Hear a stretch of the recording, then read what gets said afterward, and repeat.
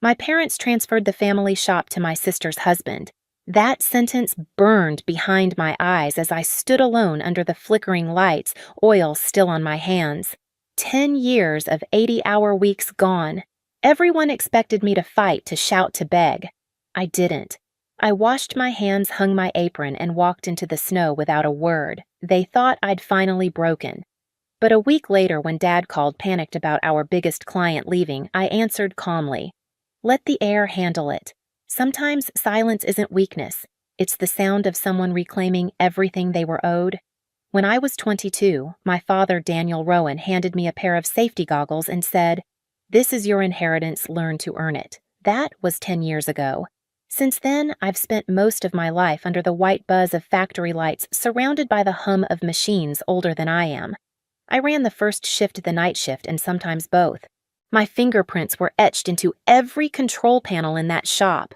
The building smelled like metal and burnt oil. In winter, our breath fogged inside. In summer, the air shimmered with heat. Still, I loved it. I thought I was protecting something my grandfather Arthur Rowan had built with his own hands back in 1970, a legacy of precision, sweat, and pride.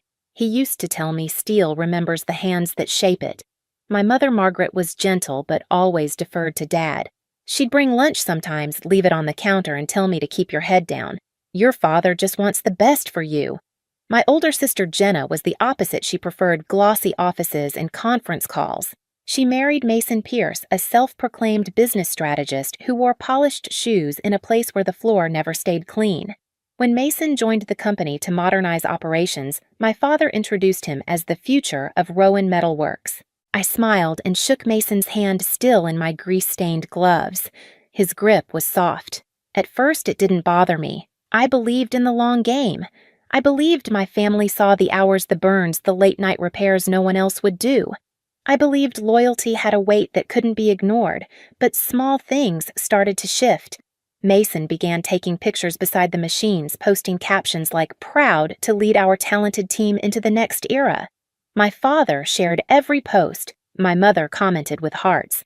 No one tagged me. Then came the new truck for Mason Company issued spotless custom detailed. Dad said he needs reliable transport for client visits. I still drove the 20-year-old pickup that coughed in second gear. One evening as I shut down the mills, Mason walked by in his pressed shirt scrolling on his phone. He looked up, smiled faintly, and said, "Don't stay too late. Optics matter." He left before I could answer. I remember staring at the red digital readout of the CNC machine, thinking how numbers never lied. They did what you told them to do. Humans were different. By the time the first snow fell that year, I'd started counting what wasn't said. The silence at dinner, the missing thank yous, the quiet shifts in power that no one wanted to name. And somewhere under the constant hum of the machines, I began to hear something else, something breaking. It was around March when Mason's presence stopped feeling temporary. His name started showing up in company emails not as marketing consultant, but as operations director.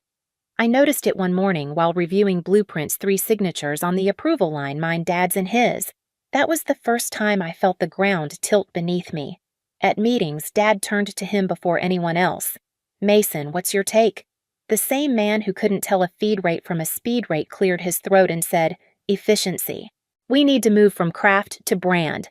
Everyone nodded like it meant something. My mother started repeating Mason's phrases at dinner. "Your father says Mason's bringing vision." I asked, "Vision for what?" She hesitated. "Growth, honey. The kind you can't see yet." I smiled tightly and went back to cutting my food. Then there were the photos. Mason loved being photographed. Every week he'd post a new shot in the shop standing beside a lathe I maintained, captioned with something like, "Innovation never sleeps." My father would share it, writing, "Proud of our leadership team." One night I scrolled through the feed and froze. There it was, Mason standing in front of my workstation, the one my grandfather built by hand, with the caption, "Continuing the Rowan legacy." My stomach turned, not because of the lie, but because of how easily everyone believed it. A few weeks later, Dad gathered the team for a strategy meeting. I wiped my hands, still warm from the mill, and joined. Mason had printed slides with bullet points that looked suspiciously like my notes from the week before. He started explaining his plan to restructure production flow down to the exact phrasing I'd written. Dad nodded, impressed. That's leadership, son. I looked up, certain I'd misheard. Son Mason grinned.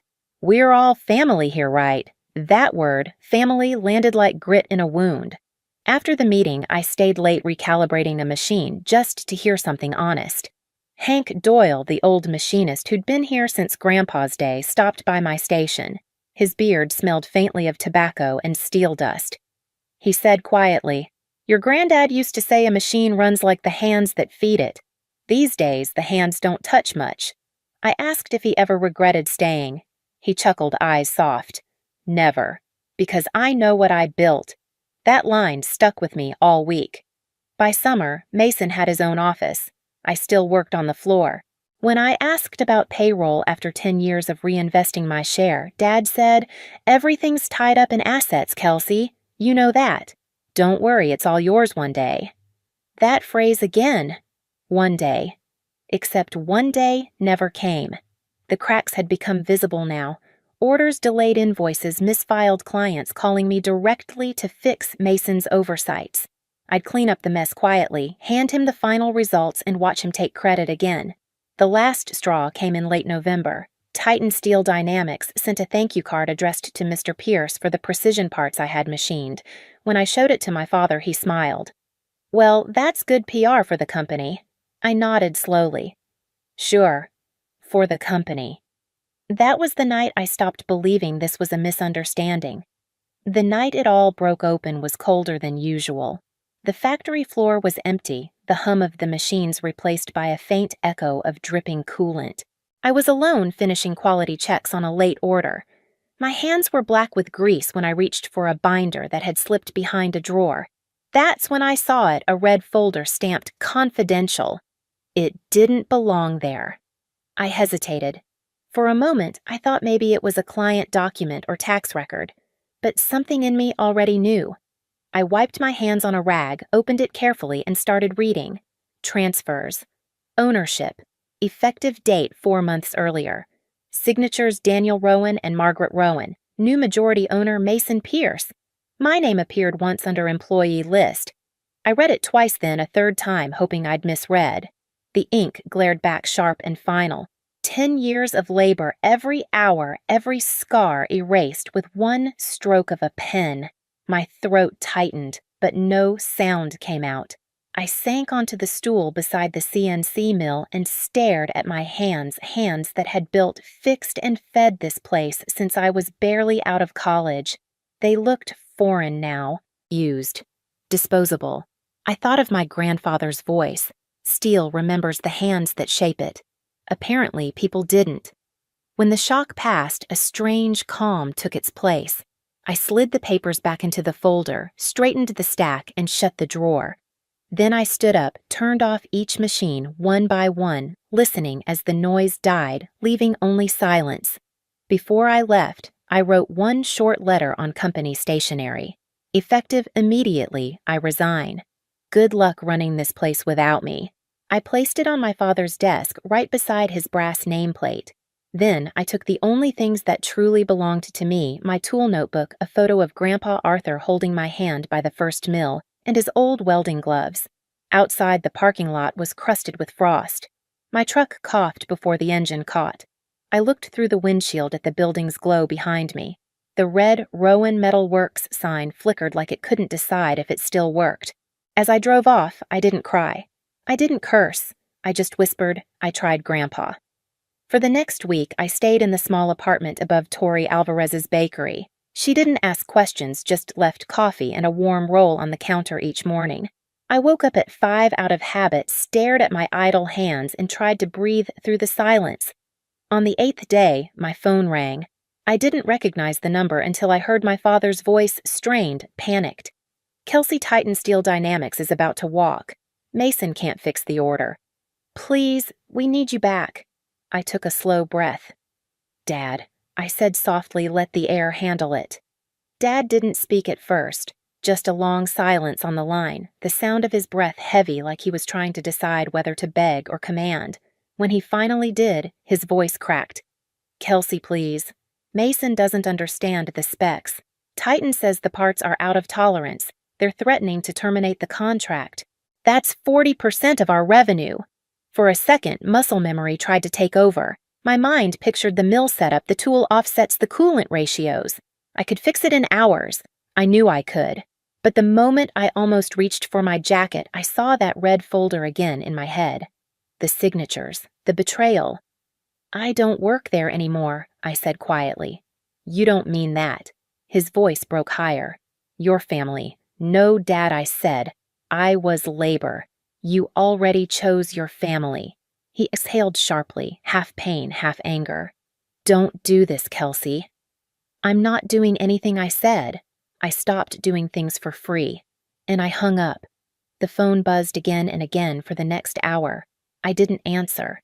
I just sat in the small kitchen staring at my calloused hands in the quiet satisfaction of doing nothing for once. That was the first time silence ever felt powerful.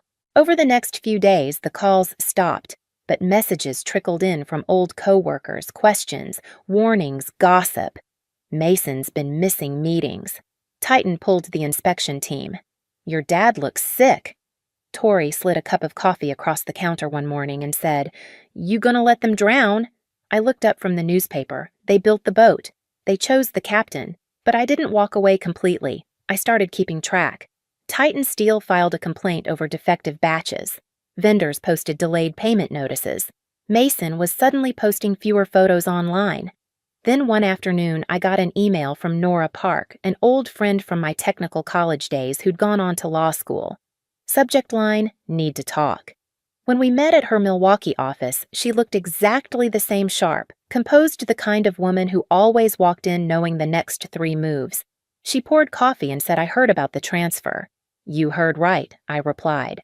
She leaned back, scanning the printouts I'd brought, the red folder copies of production reports, client emails, and a stack of unpaid tax notices I'd saved before leaving. After a while, she said, "Kelsey, this isn't just betrayal. It's grounds for reversal. Your grandfather's documented philosophy, whoever builds with their hands and mind owns a piece of its soul. That's founder intent. Courts respect that. And if we can show Mason's mismanagement and misuse of company funds, we've got a case." For the first time in months, I felt something besides anger clarity. The following weeks blurred into long nights at Nora's office. We combed through records, lined up every invoice and email like evidence on a factory floor. I found messages from Titan Steel praising my precision, thanking me for saving critical orders. I found spreadsheets showing the company's revenue rising 180% under my technical oversight and crashing after Mason's arrival. Then came the proof we needed most. Mason's company card statements, thousands spent on client dinners during Packers games, a $4 $800 office equipment charge that turned out to be a home theater system delivered to his address. Nora looked at me and smiled thinly. "He's a walking audit."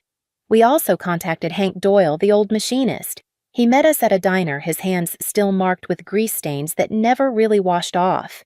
He brought a folder of old contracts from Grandpa Arthur's time, annotated in his handwriting.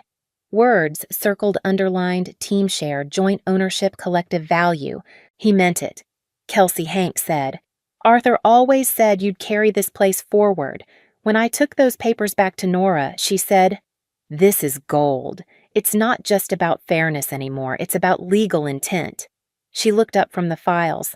"Are you ready to face them?" I thought of my father's trembling voice, my mother's silence, Mason's smug grin beside the machines. Then I nodded. Yes, but not as their daughter. As the one who actually built it. The courtroom in Green Bay smelled of old carpet and cold coffee. The walls were pale, the lighting unforgiving. My parents sat on one side with Mason, his lawyer, whispering fast in his ear. I sat beside Nora, steady, composed. When the judge entered the room, hushed, Nora began with calm precision. "Your Honor, this is not a case about inheritance. It's about integrity. It's about a woman who gave 10 years of her life to a business her grandfather built only to be erased for the sake of image." She projected my grandfather's handwritten line onto the screen. "Whoever builds with their hands and mind owns a piece of its soul." Then came the evidence client emails with my name production data showing the company's growth, and finally the list of Mason's business expenses. Each number landed like a hammer strike. When Nora called me to the stand, my palms were cold, but my voice didn't shake. I described the years I worked 80-hour weeks, no pay, every burn, and scar proof of commitment. I said I believed I was earning a future. I didn't realize I was building someone else's image. When it was Mason's turn, his lawyer tried to steer him gently. "Mr. Pierce, could you explain your leadership contributions?" Mason smiled. "I modernized the brand.